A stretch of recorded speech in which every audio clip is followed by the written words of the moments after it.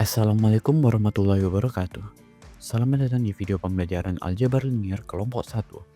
Pada kesempatan kali ini, kita akan membahas salah satu konsep dasar yang sangat penting, yaitu ruang vektor. Kamu mungkin sudah sering mendengar istilah vektor, tetapi bagaimana jika kita berbicara tentang ruang tempat vektor-vektor ini berada? Apa itu ruang vektor, dan mengapa konsep ini sangat fundamental dalam berbagai bidang ilmu? Yuk kita pelajari bersama-sama dan temukan jawabannya. Kita mulai dengan review materi vektor.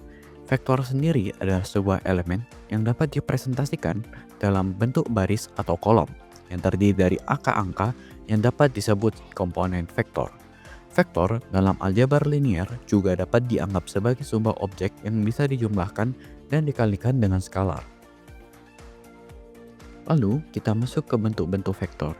Pertama ada vektor baris, yaitu vektor yang terdiri dari satu baris komponen yang ditulis sebagai V sama dengan V1, V2 sampai dengan Vn dalam bentuk horizontal. Yang kedua ada vektor kolom, yaitu vektor yang terdiri dari satu kolom komponen yang ditulis sebagai V sama dengan V1, V2 sampai dengan Vn yang ditulis dalam bentuk vertikal. Lalu, apa saja sih jenis-jenis vektor? Jenis-jenis vektor terdiri dari 5 jenis. Yang pertama ada vektor 0 atau zero vektor, yaitu vektor yang semua komponennya bernilai 0, misalnya dalam ruang 2 dimensi. Vektor 0 adalah 0 sama dengan 0, 0, di mana komponennya terdiri dari elemen 0. Yang kedua ada vektor satuan atau unit vektor, yaitu vektor yang panjangnya atau magnitudenya sama dengan 1. Vektor satuan sering digunakan untuk menunjukkan arah. Sebagai contoh, vektor satuan dalam ruang 2 dimensi adalah I sama dengan 1 dalam 0. Ketiga, ada vektor posisi, yaitu vektor yang menggambarkan posisi titik dalam suatu ruang relatif terhadap titik asalnya, biasanya titik O. Vektor posisi di ruang 2 dimensi bisa ditulis sebagai R sama dengan X dan Y, di mana X dan Y adalah koordinat titik tersebut. Lalu, yang keempat ada vektor tegak lurus atau ortogonal vektor, yaitu dua vektor yang dikatakan tegak lurus atau ortogonal jika hasil perkalian titik atau dot product antara keduanya adalah 0. Misalnya A dikali dengan B sama dengan 0. Yang terakhir ada vektor linear independent, yaitu sekelompok vektor dikatakan linear independen jika tidak ada vektor yang dapat dituliskan sebagai kombinasi linear dari vektor-vektor lainnya. Nah, untuk review materi vektor sampai di sini saja. Selanjutnya kita akan belajar tentang ruang vektor. Ruang vektor mungkin terdengar rumit ya. Sederhananya, ruang vektor itu adalah tempat di mana vektor tinggal. Vektor itu sendiri adalah sesuatu yang punya arah dan panjang. Misalnya, bayangkan ada panah dari titik 00 ke 45. Nah, itu bisa disebut sebagai vektor. Kalau ruang vektor itu bayangkan ini seperti tempat di mana semua panah-panah tadi tinggal. Ada yang di 2 dimensi seperti di papan tulis biasa, ada yang 3 dimensi seperti dunia nyata, atau bahkan ada yang lebih dari itu. Nggak kebayang kan? Sifat-sifat ruang vektor. Pada dasarnya, ruang vektor itu punya aturan yang harus dipenuhi. Beberapa sifat utamanya adalah komutatif, asosiatif, identitas, inverse, dan distributif. Di ruang vektor, kita bisa melakukan beberapa operasi dasar. Yuk, kita coba contoh sederhananya. Yang pertama adalah penjumlahan vektor.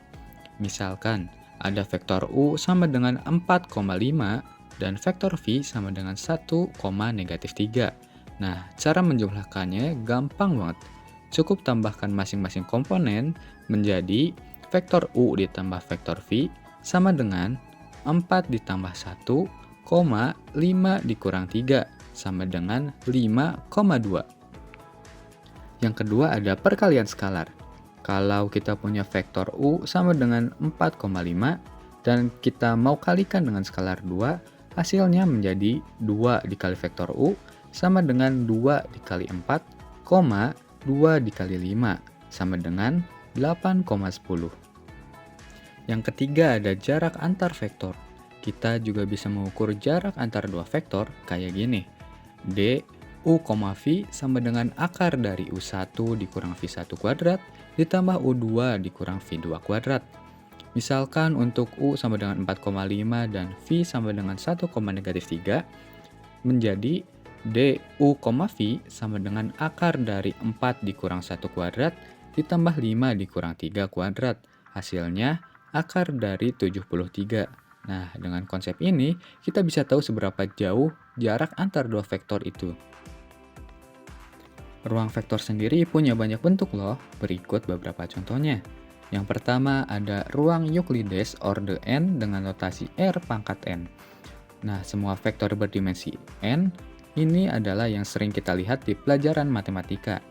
Yang kedua ada ruang matriks dengan notasi M dikali n, yaitu kumpulan matriks berukuran M kali n dengan operasi standar seperti penjumlahan dan perkalian skalar. Yang ketiga ada ruang polinom dengan notasi Pn. Contohnya polinom hingga derajat n seperti P2. Nah, ketiga ruang ini sering kita temui di berbagai bidang, dimulai dari grafik komputer, simulasi, hingga analisis data. Subruang vektor. Subruang vektor adalah himpunan bagian dari ruang vektor yang juga merupakan ruang vektor itu sendiri di bawah operasi yang sama dengan ruang vektor asalnya. Subruang vektor memiliki struktur yang serupa dengan ruang vektor asalnya tetapi mencakup elemen yang lebih sedikit. Jika V adalah ruang vektor, maka himpunan W bagian dari V disebut sebagai subruang vektor jika W memenuhi sifat-sifat berikut. Yang pertama adalah W adalah himpunan bagian dari V. Yang kedua, W memenuhi sifat ruang vektor dengan operasi yang didefinisikan pada V. Artinya, W harus memenuhi operasi penjumlahan vektor dan perkalian skalar seperti dalam V. Syarat subruang vektor. Agar W merupakan bagian himpunan dari V menjadi subruang vektor harus dipenuhi 3 syarat berikut. 1. Sifat tertutup terhadap penjumlahan. Jika U, V elemen dari W, maka U tambah V elemen dari W. Yang kedua, sifat tertutup terhadap perkalian skalar. Jika U elemen W dan C adalah skalar dari lapangan F, maka C kali U elemen dari W. Yang ketiga adalah memuat elemen 0. Elemen 0 dari V juga harus berada di dalam W. Syarat ketiga seringkali diperiksa secara eksplisit, tetapi dalam beberapa kasus syarat ini dapat disimpulkan dari syarat-syarat lainnya.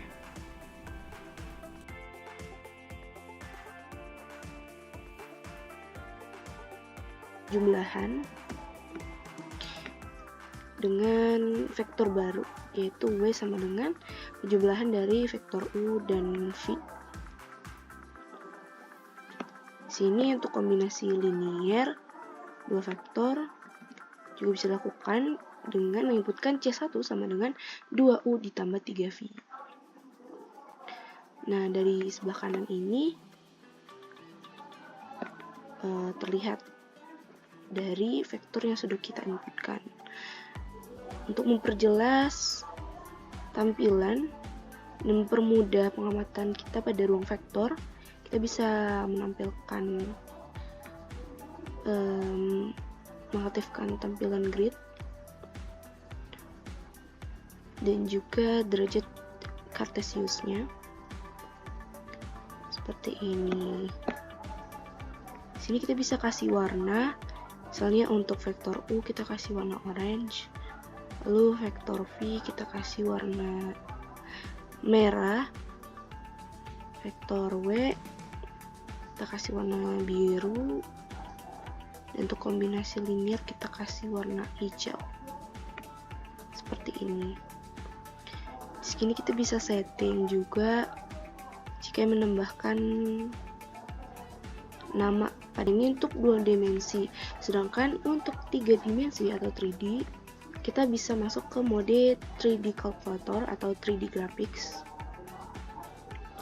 Nah, di sini sudah terlihat perbedaannya. Pada bagian kiri kita inputkan saja vektor yang mau kita masukkan.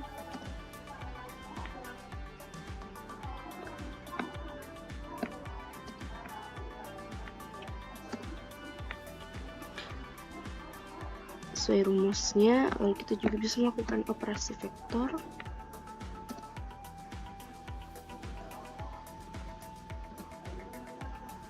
Sama seperti itu.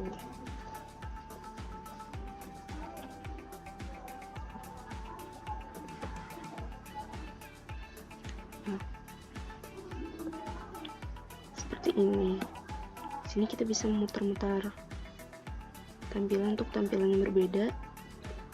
Lihat pada 3 dimensi ini ada panah X, ada 3 dimensi yaitu panah X, Y, dan Z.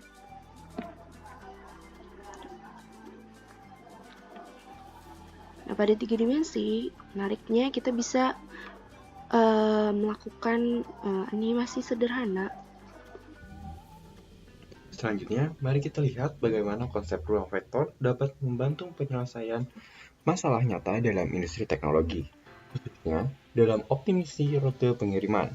Dalam kehidupan sehari-hari, menentukan rute penerimaan yang efisien sangat penting untuk menghemat waktu dan biaya. Contoh aplikasinya dapat kita temui pada Google Maps, layanan ojek online, atau sistem logistik pengiriman barang. Sebagai pusat distribusi dan beberapa toko yang harus dikunjungi setiap hari. Pada suatu hari, tim logistik yang dipimpin Pak Alfiansyah menghadapi tugas untuk mengirimkan barang ke 3 toko, yaitu toko Zarif, toko Nur Fadli, dan toko Rofifah dari gudang. Untuk menyelesaikan tugas ini, Pak Alfiansyah dan tim menggunakan algoritma sederhana yang memanfaatkan pendekatan ruang vektor Euclides untuk menghitung jarak antara 2 titik dalam bidang 2 dimensi sehingga bisa menentukan rute pengiriman tercepat. Baik, mari kita lihat programnya. Pertama, ada deskripsi program. Tujuan. Program ini membantu menentukan rute pengiriman paket paling optimal dari gudang ke beberapa titik, pengiriman toko, dan kembali ke gudang. Dengan menghitung jarak terpendek menggunakan konsep jarak Euclidean. Program memastikan pengiriman berjalan efisien. Manfaatnya, 1. Mengurangi waktu pengiriman. 2. Menghemat biaya transportasi. 3. Memberikan panduan rute optimal bagi kurir. Bahasa pemrograman yang kami gunakan adalah Python. Alasan dipilih karena kemampuannya dalam menangani operasi matematis, manipulasi data, dan pembuatan algoritma.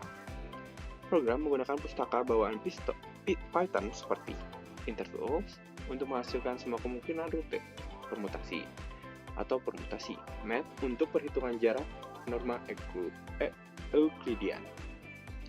Lalu program pertama ada input lokasi.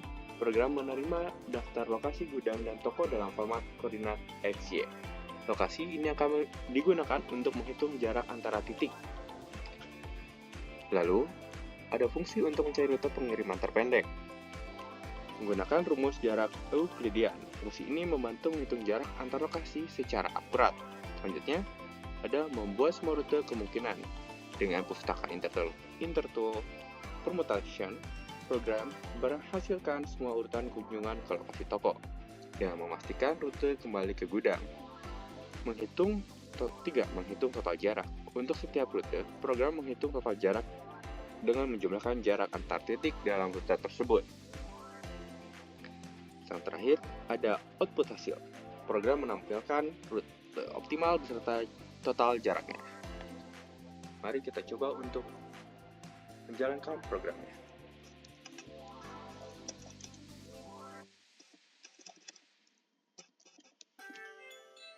Seperti yang bisa kita lihat, rute pengiriman barang optimal adalah pertama, dari gudang kita harus ke toko Zarif terlebih dahulu, lalu ke toko Rofifah, dan yang terakhir ada ke toko Nur Fadli. Total jarak optimal adalah 15,99. Kesimpulannya, dengan menggunakan algoritma berbasis ruang vektor, PT Migra Satria berhasil menentukan rute pengiriman barang yang paling efisien. Program ini tidak hanya memastikan penghematan bahan bakar dan waktu perjalanan, tapi juga meningkatkan efisiensi operasional perusahaan.